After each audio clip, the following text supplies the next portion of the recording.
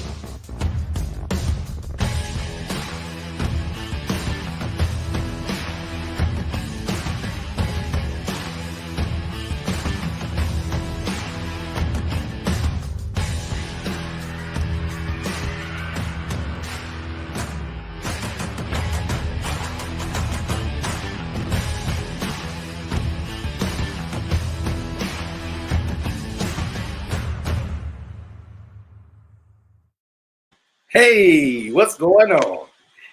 Hey. Keita K and Lady T. I am excited to have you guys on. Let me say this real quick. I was watching your intro to your show, and I noticed that I was in there. Yes. That was so funny because at first when I watched it, I wasn't paying attention. I mean, to every person, and I watched it maybe about 4 times, and then I was like, when it said local celebrity, I was like, wait a minute, Paul, was that me? At All Star Weekend, right? Yes, All-Star Weekend. All Star Weekend. That was dope. I appreciate that. So you guys on the Sip and Savor hour of the Simeon Show, and I'm excited to have you guys. So let's just start off like this. How are you guys feeling today? Man, we're feeling good. It's a great day outside. I'm feeling good. Yep. Yes, we've been It waiting is. for weather for a while. So. Oh my goodness. I went out. It was so funny. I went to the track just to exercise, and like I just soaked it in for about 10 minutes. I sat down and stretched and let the sun just beat on me. And I was like, oh, this feels so good. Yes. So let's huh? I said it's a little hot right now, but it feels good. Yeah, oh man, please. I'm not complaining. Yeah. And you know Corona don't like the heat. No. So that's a good thing. So now, here we go, ladies. Let's get into it. Now, how long have you guys been doing your show? For a year and some change, I say. For a year and some change, right? A year. The change is very, very minimal. I'm talking about pennies. Okay. So let's go. Let's go to the beginning. What made Keita K and Lady T want to get into media? Okay. Well, it's an interesting story. And one more thing, real quick, before you go into it. You guys are aunt and niece. Yes. Auntie. Who's the auntie? That'll be me. Okay, go ahead, TT. Yeah, TT. But we were just sitting at the table one day having girl chit chat, and we was like, you know what? This conversation is pretty good. I know a lot of people would like to know what we're talking about, so we just felt like we should do a little podcast or show, and then we was like, well, it's going to be the name TK Talks because her name is Telly. My name is so TK Talks is how that came about. And I mean, ever since then, we sat at the kitchen table. We did a few recordings. And before you know it, we ended up on My Radio Chicago. And then we just started doing more and more. And since the corona, we've been doing it from home. So. Right. So do you guys live together? No. It's funny because I actually live next door. Right. That's so cool. Yeah. Like you guys literally, girl, I'm walking right now. You know, I'm only 10 steps away. 5 minutes. So 5 minutes, 2 minutes.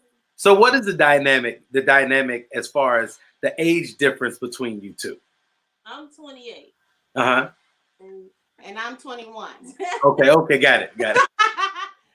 I got it. So do you feel that you two doing a show together, uh, does it work because you bring two different perspectives, more of a millennial and more of I will almost say mature, not mature, because more experience. Yeah. You bring more experience, and then you bring that millennial view, and now you guys have put it together. I think it's so important that everyone understands everybody. So when you're putting your talks together and the different things that you decide to go out to, what are the determining factors in what you're going to do? So because I'm new school, I basically bring up like all the new school tea, like what's going on in social media with like the young artists, and then she brings the old school, like what happened in the 90s, and sometimes we feed off each other as far as advice go. Like I can give the new school advice and she give her old school advice. So when you talk about the new school tea, okay, I'm about to put you to the test. Okay. Give me some new school tea. Tell us, because this is what you guys do, right? So I'm going to put you on the spot like you put me on the spot when I was on your show. Okay. Give me some new school tea. One, what's happening in hip hop? Something significant. Damn, what's happening in hip hop?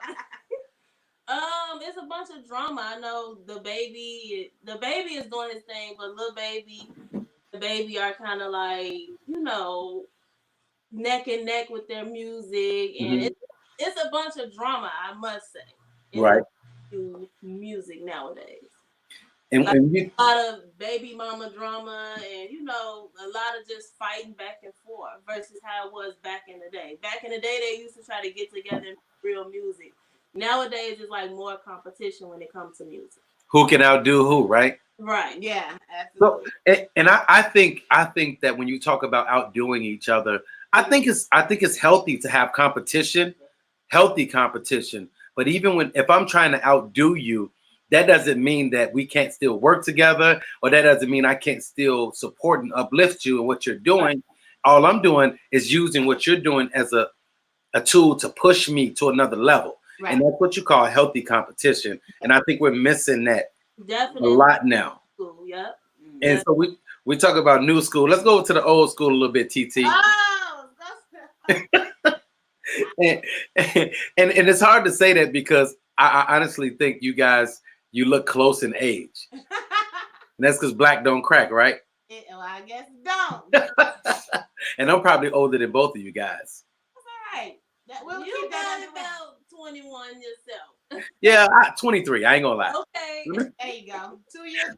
So TT, when we talk about some of the tea or things that's going on with the older generation, what's something that you see that's happening that shouldn't be happening, or something that they need to fix? Well, I don't think that the older generation per se is the problem. It's the newer generation that's the problem. Okay. So what I like to bring to the show that we have is just the older perspective of what's going on currently. Mm-hmm. They like the party that was in Chicago. Don't do it yet, because I was coming to that. Okay. Well, that's one of the things that I would bring the more mature aesthetic to that, you know. Mm-hmm. So as far as the music is concerned, I'm just a music lover as far as listening to it. I don't really try to dig into what's going on with the artist per se, but if you're talking about some R&B music, I'm all for it. I can sing every lyric song and tell you about it, all right? But that's what I'm with it. And that's so cool about R&B music. Mm-hmm. And you know this too, youngin. Okay. You can literally remember all the words. Yes. To like Boyz II Men, New Edition, Anita Baker, Tony Braxton, and Babyface, and Keith Sweat, and you know what I'm saying, Brian McKnight, Luther Vandross. You know, we can literally remember all the words. But not only that, the younger generation knows the music as well. My son and daughter and my other son, they're 15 and 7. Well, they'll be 17, but 15 and 16 years old, and they can sing Luther Vandross and things like that, Michael Jackson. So I think that was really, really good music because it transcended time and generations. So I think that's super cool. Now, when we talk about, let's go back to All-Star Weekend, right? Because Yes. you guys are in the media. Mm-hmm. I was out hosting and working All-Star Weekend. You guys are out. Until you did your thing, by the way. Thank you. Did you guys like the fashion show? We did. And we That really was, it was. trying to keep the audience engaged. You really did a good job. You and Prince. Thank you. People don't understand how hard that is. Mm-hmm. You got, what was it, like 400 people in this room, and you have to entertain them and keep them attentive.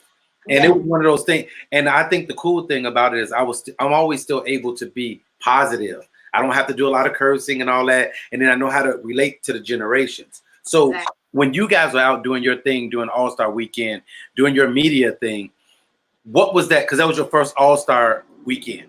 Yes, yes. What was that feeling like? And how did you guys move through that situation? Well, you know, for me, I was more excited, I guess, because I'm young. So when I see someone and they are considered a star to me, I'm like, oh, like I'm real excited. Like, let's go over there and get that interview. You know what I'm saying? Mm-hmm. Meanwhile, you know, she probably definitely has a different experience from me. But for me, I was like very excited to see you all.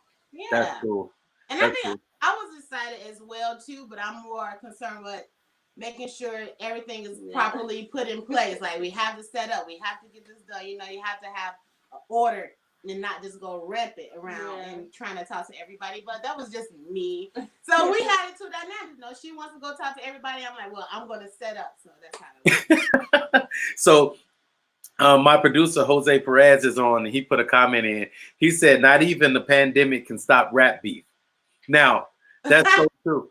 You would think with the pandemic and everything that's going on with people losing their lives and different things like that, things like rap beef, the murders, and all of these things would subside and go down. But it seems to be rising, and it's still happening. What do you guys think about that? And what do you think some of the things that we need to do to change this as people? I think it's petty. I think that it's so many other bigger issues in the world to focus on.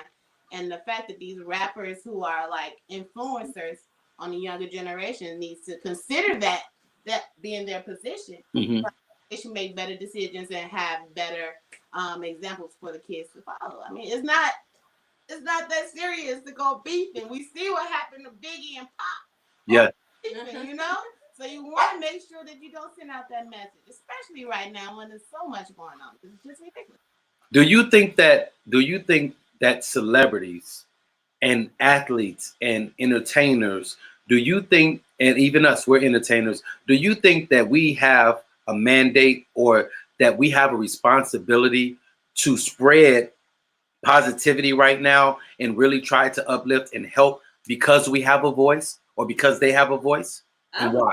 So, and there's very few out there that's doing that. Like, I don't know anyone out there that's actually trying to get together and speak positive into the universe about what's going on right now. Mm-hmm. Definitely needed. Especially for our people. You know, the media has already portrayed us in such a negative light. You know, when they hear black, they already think negative. So it's like, for us to be black people in media, this is our chance to put a positive spin on things, to tell the truth about what's really going on in our community. Right. Let someone else, they're going to get it incorrect. So when you have platforms such as the ones that we have, that is the best chance ever to pull your people up and not pull them down with the rest of the world. So that's what TK is about. TK TALKZ is about. We want to uplift Chicago, not beat it down. Right. That's good. I think that that's what we need amongst all of the negativity and people not doing what they're supposed to do and not being really focused on helping. I think because of people like you guys and all of the people that are taking a stand and the whole movement, and we're in this together. Yeah. I think that once we look at it that way and understand that times are changing, this is going to go down in history. We are a part of history right now. So your grandkids and my grandkids are going to be in school and they're going to be doing a report on the pandemic. Yeah. And we're going to be able to talk about how we lived through the pandemic and what we did to help in this time. So I think that's very important. Now let's get to you ladies. Now you all are just, you all are just hitting the ground running. You're doing your show, you're doing your interviews, and you guys have learned how to do the digital things with the media and the videos and things like that. Why is it important for you to be able to create on your own? Well, I figure if you can do it, then do it. When you depend on other people to get it done, it don't necessarily go the way you would like it to go. Mm-hmm. I'm not saying that we're the best at it. There are people out there that can do it way better, and I am sure it is. But if you can try to do it yourself, I say go ahead and try to do it, and that's what we. And if we want, why should I connect with this person, or why should I give you a referral? What am I looking at? So if they can see, that we have a portfolio of what we worked on, and they see how hard we worked on it, then maybe those referrals can come easily. Right. How important is it for you? How important is it for you guys to when you talk about creating, right? We're in this space, in this place right now where we're forced to do everything via internet. I remember, I've been doing my show now. I think this year will be the 2-year anniversary of my show in September, right? Yes. And thank you. And it's been so cool. But I was so used to being able to have the guests come in. We sit down, we do the interview face to face, and it was a whole different feeling. But I'm learning now through trials and through this journey of doing digital, it's getting better and better. But it's also becoming more intimate, and it's becoming exciting because now we can just click on and we can be there. We don't have to worry about what time we're gonna get there, how we're gonna get there, and this is becoming the new norm. Yeah. Where do you see it going from here? Up. Up. I am in love with this whole platform and how it's going about right now, because like you said, it's so much easier now. I can sit here and reach out to you and say, hey, let's do an interview. It don't cost you anything to travel. It doesn't need for you to go out your way to get dressed and do all the extra stuff that normally comes with coming into the studio. So I think that is great, and I think that a lot of people is going to benefit from just being able to do interviews this way. Even though the in-person is fun. Oh, yeah. And it'll have its time. It'll be back. But this is something that we can capitalize off of. Right. And we can. So this was my thing. When it first happened, my first reaction was, well, my show is going to be on hiatus. Right? I won't be doing. That was my first reaction because of everything going on.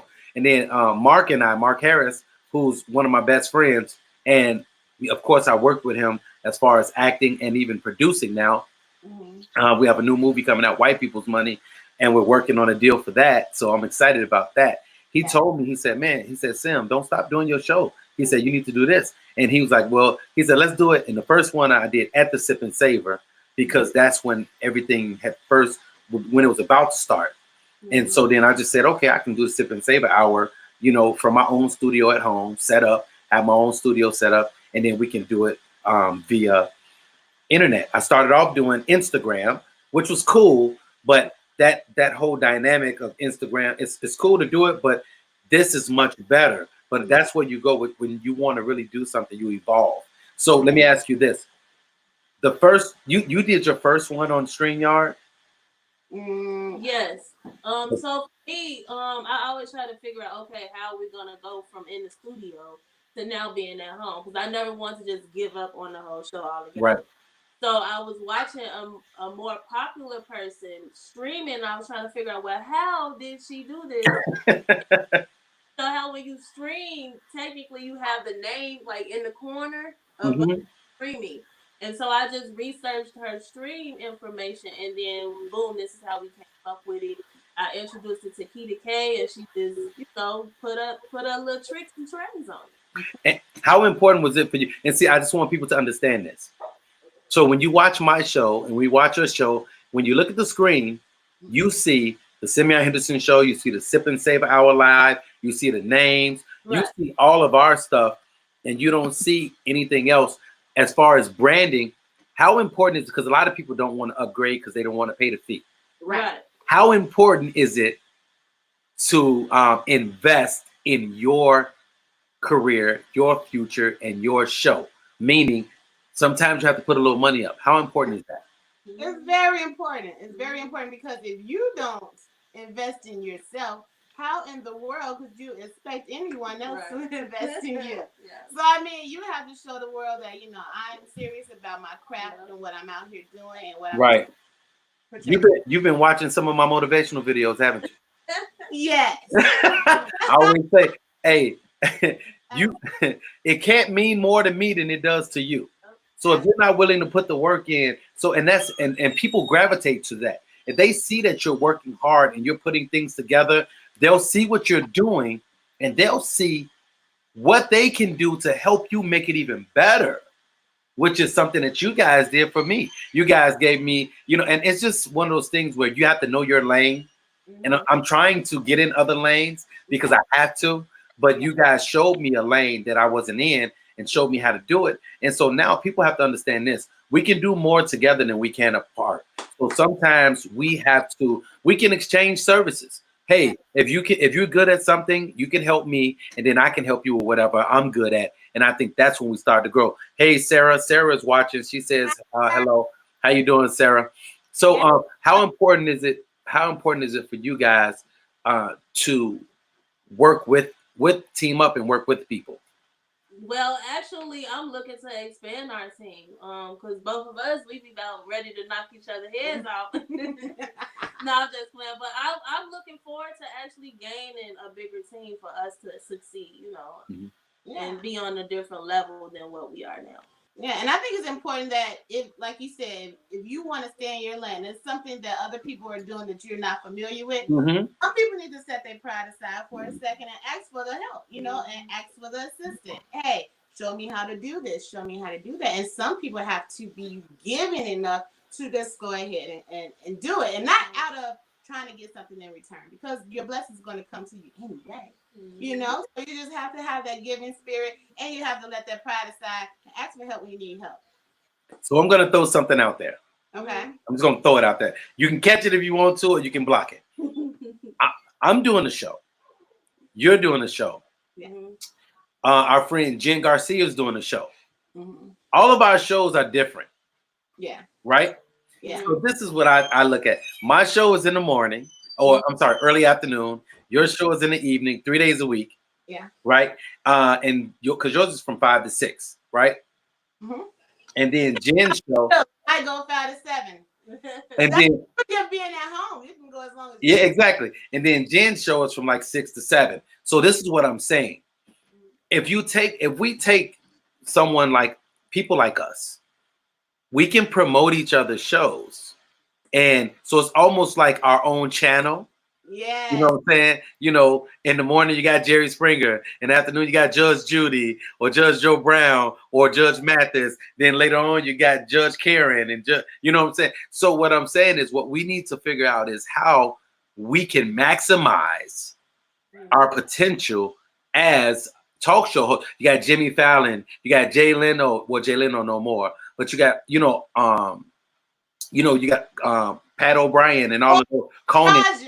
You know what I'm saying? You have all of these shows and they come on at different times, right? So what we have to do is we have to figure out a way how to maximize our potential and our abilities. And it can work out for the good of all of our shows because we're all different personalities. We all bring different perspectives. And I don't talk about tea, but it's so many different things we can do in order to push each other to the next level. So we need to figure out a way to work together. So, and speaking of that, let me go to this. So, I got still spinning already, man. I already know that. I just threw it out there for you. So let's go here. Let's talk about a little current events, right? Yeah. First piece of current events I want to talk about. I want to talk about your president. Okay. I want to talk about your president. And when I say that, and I'm just in general, what do you guys feel about how the government is handling the whole COVID-19 pandemic? I think they're handling it. I don't. They feel that they can't. I think it's always another way and a better way to do everything. I try to stay politically neutral. Yeah. my decisions. I don't really like to speak on politics too tough, but I just think that it's the blind leading the blind, so I don't know what more to expect from that scenario. You know? Yes. Yeah, I don't know if you've heard about Trump saying that he wants to put the bacterial Lysol in the vaccines or shoot us up with that. But that's the latest tea I've heard on that, and I just feel like he's very insensitive to what's going on. That's just my opinion on that. Oh yeah, I've heard of it. I mean, come on now. We're talking about shooting bleach and Lysol into your body. I don't think that's going to work. We're talking about poison. It kills bacteria. Yeah. You can't. Huh? And supporters, so you gotta be careful when you talk about Trump. They'll shut your whole Simeon Henderson show down.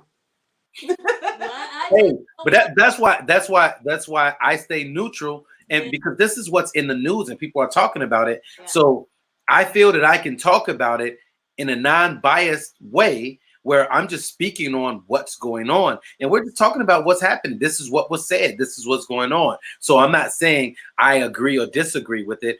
I'm just talking about what's happening because I believe that we have the right to speak on it. We just have to be mindful of how we speak on it, because I don't judge anybody. I don't believe in judging people because I don't want people to judge me.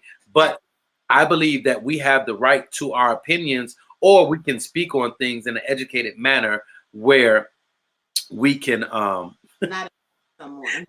offend people. Right. But so let's speaking on that. Let's go to a positive. Let's go to a positive place in the corona. Let's talk about the first responders. Let's talk about the first responders and them, the work they're doing on the front line during this time.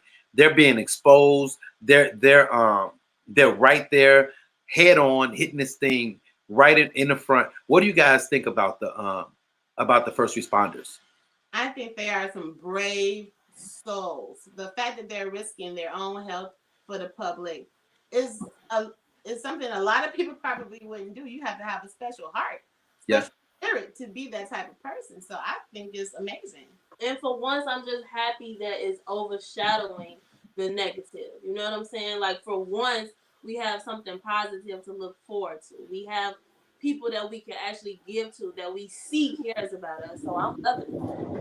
Mm-hmm. Okay, cool. So I think once we get to the point,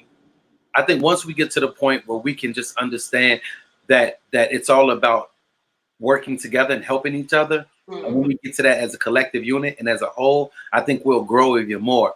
But one thing that people aren't talking about, there are people that's actually quitting their jobs because they don't want to work on a front line because they're scared.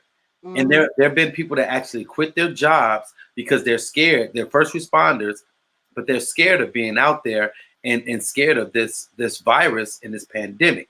What do you say about that? I say, yeah, there are a lot of people, because it is a scary situation that the nation is facing, for sure. A lot of people just don't have that backbone to just hit it straight forward. But on the flip side, there are actually people who are volunteering. Yeah. Well, so it's like there may be some that quit, but then there's some that's going to stand up in their place. So you can look at it both ways. And nothing against the people that's resigning or stepping down.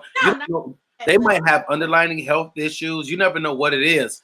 And I just, God bless them, and I wish them well. But what my focus is shedding light on all of the people that are standing in the gap for us and that are going to bat for us. And they're putting everything on the line to make sure that we're okay.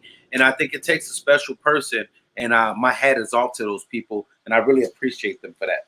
Oh my God, yes, I definitely appreciate it. I actually know a few frontline workers, and I know that's an easy thing to do, because these people also have families that they have to go home to. So they're sitting here dealing with the coronavirus straight in the face, and then they have to go home and make sure that their family is still safe. You know, it's a lot to be a frontline worker. So I definitely tilt my hat to them for sure. So let me ask you this: Are you guys basketball fans? Semi. Okay. Are you guys Michael Jordan fans? I wouldn't say fans, but I'm familiar. You familiar? See, now I'm about to get you. I'm about to come out your wheelhouse. Have you guys been watching The Last Dance? Say that again. Have you guys been watching The Last Dance, the story about the Chicago Bulls and their last championship? No, I haven't. Okay, so now you better start watching it because Yeah. you cannot be in media and not know about The Last Dance and be in Chicago. Yes. So I got to tell you that. So, but let me ask you this. What do you guys know about Michael Jordan? He played basketball. He's One of the greats. His number is 23, And everybody wears his gym shoes. exactly. So I'm going to help you out right now. I'm going to give you a little knowledge. Just come with it. We might surprise you. Okay. All right. So how many championships did Michael Jordan win? 16. I'm gonna say. Say what? I'm gonna say 10. Close. Close. I said 12. 6. Oh. 6 NBA championships. 6 NBA championships. Okay. How many times did Michael Jordan retire from basketball? Twice. Ah. She was supposed to ask But one. Okay, go. 3 times. 3 times. He retired 3 times. He retired the first time. He came back and retired the second time when he finished with the Bulls. Then he came back and then he retired for good the third time after playing with Washington. Okay, one more Michael Jordan question. Let's see if you guys can get this. Well, I got 2 more. 1. Where did Michael Jordan go to college? In Chicago. No, North Carolina. Okay. Now I'll give you another. This is an easy one. This is true or false. Michael Jordan is the owner of an NBA team. True. You both answered, so we couldn't. Yeah, I was some years too. So that's okay. Now you guys have a little. Mark Cuban got one. I'm sure Michael got one. You said what? And Mark Cuban has one. I'm sure Michael has one. Well, Mark Cuban got more money than Michael Jordan. Yeah, but he wasn't in the league. So yeah, he was. Yeah, wasn't in the league. Got one. I'm sure one who wasn't. So let me ask you, how many pair of Jordans do you have? Oh my God, you only. Hey, I guess you didn't see the show when I showed my gym shoe collection. No, I didn't. It's bananas. I can look. This is how bad my gym shoe collection is. I can reach down and grab a pair of Jordans. I literally just reached down and grabbed a pair of Jordans. No, my gym shoe collection is bananas. You are a Jordan fan for sure. I am a Jordan, but my favorite players are Michael Jordan, LeBron James, Kobe Bryant, right? And I got a few other ones. I like Kyrie. I like Steph. There's a lot of them I like, but hey. So let me ask you this: so why don't you like Magic Johnson, Kareem, Worthy, Byron Scott? I love a lot of basketball players. Why you don't like Derrick Rose? He's from Chicago. Oh, I like Derrick Rose. I like Derrick Rose. His name. Come on, I can't. I can't remember everybody's name right now on the spot. So let me ask you this. So looking at what's going on with the pandemic in sports, and you know that you might not know about each sport specific, but one thing I know is that our country runs on the entertainment of sports, whether it's baseball, football, basketball, golf, tennis, right? Mm-hmm. Soccer, now volleyball. What do you think is going to happen when it comes to starting back up sports? When are we going to start again? And hey to Kayla Gonzalez watching as well. How you doing? I think that the world as we knew it is no longer. Okay, so as far as the sports is concerned, it's in the air. We're still trying to learn new ways to navigate living right now. So I don't know how they're going to reinitiate sport and physical contact. They may just bring sports back through gaming. That's the only way I see it. Bring it back to what? Bring it back through gaming. No, they can't do that. That's not. No way. That's not the same. Bringing it back. It's just so much that goes on. No, but I see what you're saying, but people want to see. So one of the things that's on the table, they're talking about. So as of May 1st, they're going to start opening back up the arenas where they can have individual workouts. The players can have individual workouts, not team workouts, individual workouts. But then they're also trying to figure out if they're going to start back up the season, but without fans. And I think over in, I want to say China, no, not China, some part of Mexico or Guatemala somewhere, they're Puerto Rico, they're playing baseball without fans. I can see that. They're playing back. And you know another one that they just started doing without fans? They're doing bull riding. I watched the bull riding event. So they tested everybody, and then everybody had to wear masks. And the only people that was in the arena were the people that were competing, and then the people that have to rear the bulls and things like that. So they're finding ways to get around it. Yeah, but that's the thing. They're testing it, right? Yes. So they failed this test. Then what? You know, then they can't compete. With the fans, that's how they brought in finances, right? So if they're going to do these things without fans, how are they going to be financially well? See, that's the problem, because fans generate revenue. Exactly. Right? When people come to watch the games, they pay for their tickets, they pay for their food, they pay for their drinks, they pay for paraphernalia and things like that. So now you're talking about that's not going to happen. And I think it's going to change the dynamic too, because fans intensify the competition. Like when the fans are screaming and cheering, you like go to a whole nother level. I'm an ex-athlete. I can't tell you when they cheered if I scored a touchdown or if I hit a jump shot like that, man, it makes you feel invincible. So you don't have that anymore. So it's just like playing a pickup game. You know? So I don't know how that's going to happen. A real love for the game unless they charge you every time they get on a big screen. Like the fights, you have your fight, so you might now have to pay for every game you watch. Well, if they do that, they're going to have to make it affordable, because no one's going to be paying $59.99 or $79.99 for each game. No one's going to do that. Right. That's too much. So you're going to have to make it like going to the movies or something. You want to watch the game tonight? You got to pay $10. That's terrible. I don't like that. Yeah. So I don't know. We're living in difficult times, and it's different. My next question to you is: do you see everything going back to normal? No. Absolutely. Well, why? So why? Because we've had pandemics before. Remember anthrax? We had anthrax. The people didn't want to open their mail and things like that. That went away. So why don't you think things would be different? I mean, the same. Well, because anthrax did not push the world like it did, like coronavirus did, you know? And when I say it won't go back to normal, I'm saying that people are going to be a little bit more conscious of their sanitary behaviors, you know? Like there will be people that's now wearing masks more often, gloves more often. I can't see that that's being so physical and so up and close is going to be the same as it was before then. Right. Don't see it. Like our whole mental has changed because of this. So I don't see us. I seen us get a little bit comfortable after a while, but once they say, okay, everybody could get back to what they were going to do, I do see a change in how people's going to react to one another. Because it's not going away forever. Definitely. So what about, let's get to this. What about those people that had parties this weekend?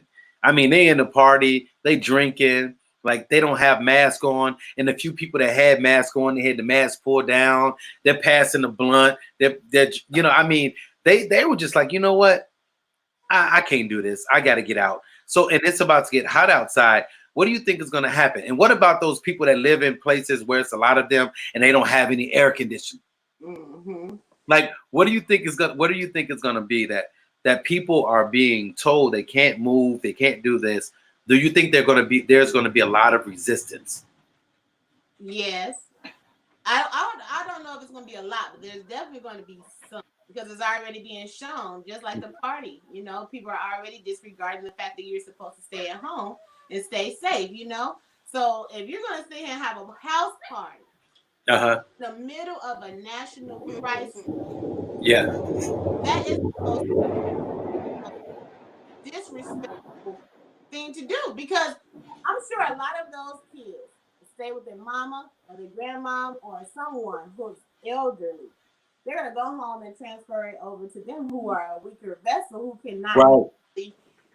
fight off the coronavirus. Even if they do not get deathly sick from it, someone they know maybe. So I don't think they're considering other people. This is a very selfish act that they did, and I think they should have some type of penalty for And that. so speaking of penalties and things like that, the government has opened up Atlanta. So now Atlanta is opened up. They can go to the to the movies. They can go to the nail salon, barbershops, and things like that. What are your thoughts and feelings on that? And look at the places that are being opened. Who frequents those places? We do. Unfortunately, our very own.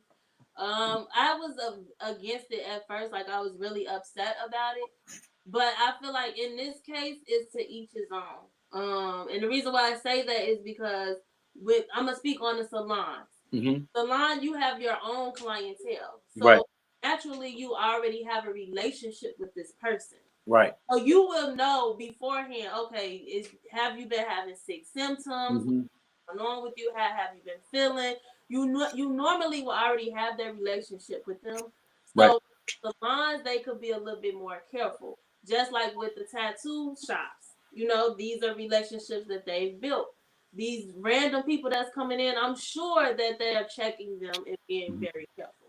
So, and I think no, and I think when it comes to like the barbershops or beauty salons, I think I agree with you on that because you can be safe. They can wear gloves, they can wear a mask, you can have your mask on and things like that. It's a more controlled environment, and not only that, you can do one person at a time. Exactly. So now you're talking about controlling it. But it's like when you go to the movie theater, there's a plethora of people, right? And things like that. So that's a little different. When you go to a party or a restaurant and you're sitting down, there's a whole bunch of people right next to you and all that. That's different. But when you talk about maybe a nail salon or maybe a hair salon or a barbershop, it's more one-on-one. So you can protect yourself more and it can be more controlled. So that I think is more doable than the other ones. It just depends on the people and the cleanliness of the people. Yeah. And you said the movie theater. So I'm guessing how many seats are normally in the movie theater, right? So I'm guessing they're going to sit 6 apart. Not at all. I don't think they are. No. That would be the smart thing. That would be the smart thing to do, yes. But smart, but it would be beneficial to any establishment. Right. 12 so it's like, what's the point? Just shut it down until it's over with. Right. And I think another thing about it too, although the government opened it up, you still have the choice in what you're going to do. So you can still choose. I know people that live in Atlanta and they said, man, I'm not going nowhere. Right. So they said, I'll go to the store, I'll do little stuff, I'll go jogging and working out outside, little things like that. But as far as being in places with people, with a lot of people for a long amount of time, I'm not doing it. And I get that. So I think that we can control that. And I think you have the choice and you can make the choice and decision in order to do that. And I think that's the difference. Yeah, but my thing is, okay, you like you said, he opened businesses that urban people or minorities frequent, right? Mm-hmm. Why did not the tanning salon open, sir? Yeah. Oh, no one doing that. You're in the whole tanning bed. Why can't we open a tanning salon? And not only that, that tennis, that's heat. That heat will kill the virus. Yeah, but they still closed. But it's what? They're still closed, right? Yeah, I got it. And black people don't go tanning. So that's my point. Yeah. We want to open where we will frequent, and I feel like they're using us as tester, as little guinea pigs, and I don't think that that's fair.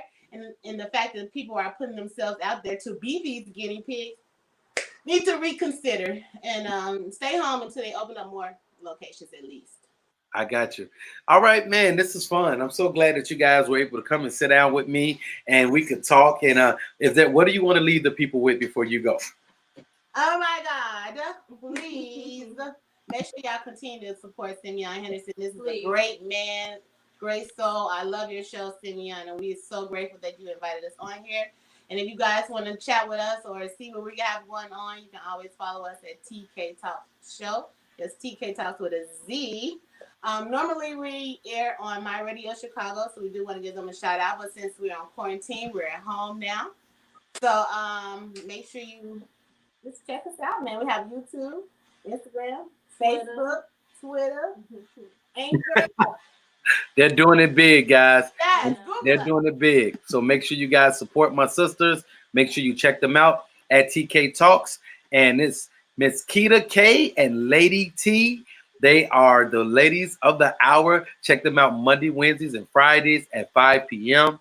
And you'll get a lot of information. You'll have fun. And I appreciate what you ladies are doing. Don't stop. Continue to be symbolic, simply your best. And I'm looking forward to what's to come. I'm looking forward to working with you, man. Like, we're gonna get that network of shows going. So let me ask this. I just want to say this for the people. Which one of you guys have the acting bug? That'll be me. That's Keita K. Yes, I love it, and I just want to do it more and as much as possible. Definitely. We're gonna get you going on that. So I appreciate you guys, and thank you guys so much for being a part of the show. I look forward to working with you and have you on again. Make sure you guys have a great evening, and I'll talk to you guys later. Thank you. Thank you. See you, ladies. So everybody, you've been watching the Simeon Henderson Show, where we're giving a voice to the people. Thank you so much for tuning in. Thank you so much for being a part of the show. Continue to let us know what you think. If you'd like to be on the show, you see it scrolling across the screen. You can be a part of the show. Just email us at the Simeon Henderson Show at gmail.com, and make sure that you're sipping on something good. Make sure you're taking care of yourself. Make sure you are social distancing. Make sure you're staying sanitary. And remember to always be symbolic, simply your best. Shout out to my executive producer, Jumani Anamdi, my producer, Jose Perez. I appreciate you guys. Thank you guys so much for tuning in. Be blessed.